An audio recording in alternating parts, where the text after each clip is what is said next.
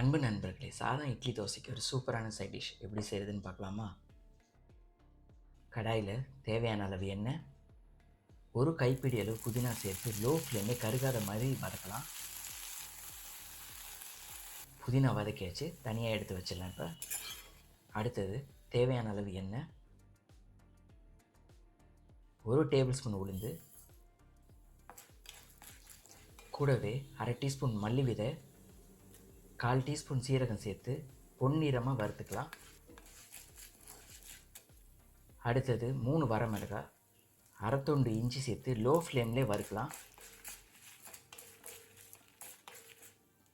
அடுத்தது 1/4 மூடி தேங்காய் துருவல், கொஞ்சம் பெருங்காயம் சேர்த்து 1 நிமிஷம் லோ ஃப்ளேம்லேயே வதக்கலாம்.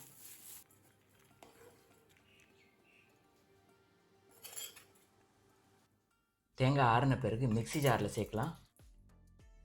கூடவே ஒரு துண்டு புளி, தேவையான அளவு உப்பு சேர்த்து லைட்டாக அரைச்சிக்கலாம். அடுத்தது வதக்கின புதினா சேர்க்கலாம். கொஞ்சம் கொஞ்சமாக தண்ணி சேர்த்து பல்ஸ் மோட்லேயே அரைச்சிக்கலாம். இப்போ சூப்பரான புதினா துவையல் ரெடி ஆகிடுச்சு. வீடியோ பார்த்ததுக்கு நன்றி, வணக்கம்.